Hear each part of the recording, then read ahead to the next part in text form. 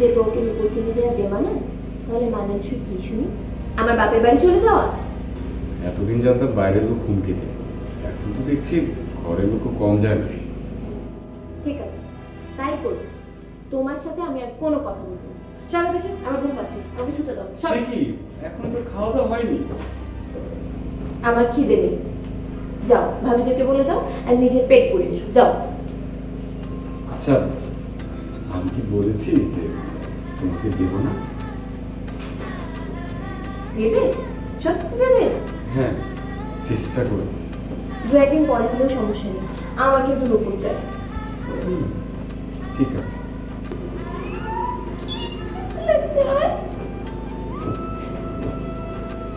আমি সেই নুপুর পরে সারা বাড়ি ঘুরে বেড়াবো।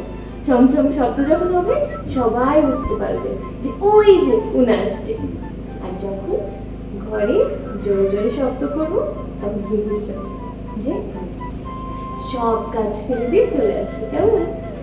হ্যাঁ, আচ্ছা তুমি কি নুপুর করবে নাকি পায়ে ঘন্টা, যে আমি সেই মাঠ থেকে টের পেয়ে যাবো? টের পাবে। ভালোবাসলে আমি ডাক দিলেই তুমি টের পাবে। আচ্ছা, তুমি কি নুপুর করবে নাকি ঘন্টা, যে আমি সেই মাঠ থেকে টের পেয়ে যাবো? পাবে, ঠিকই টের পাবে। ভালোবাসলে যত দূরেই থাকো না কেন আমার ডাকে ঠিকই সাড়া দেবে। বাকি ওদের ধরা খুবই মুশকিল স্যার। আমিও দেখিতে চাই উহারা আমার হাত হইতে কি করিয়া রক্ষা পায়।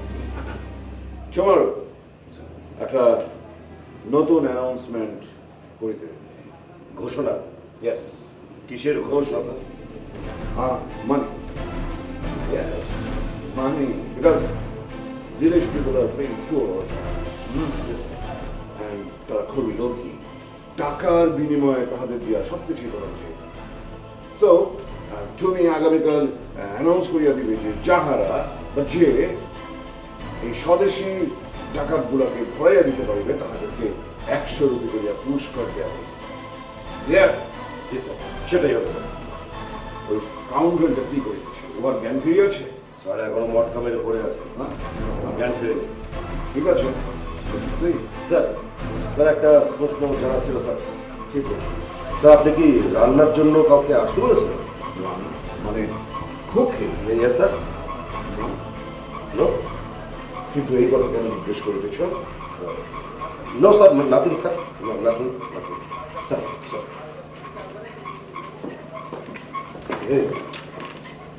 রান্নার জন্য যে মেয়েটা আসছিল কে সে?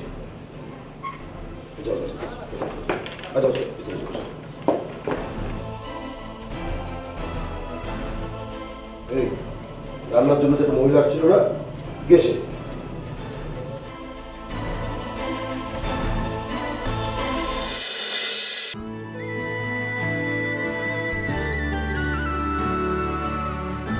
কি রে সই, তুই এই ভোর দুপুরবেলা চুপ করে বসে আসিস কিসের জন্য? হ্যাঁ, এই কথা কস না কেন? তোর মুখে কি পুরো উঠছে? সই, ও সই, তুই কাঁদছিস কেনে? সই, আজকে আমাকে দেখতে আসবি। দেখতে আসবি? কিরা? ছেলে পক্ষ।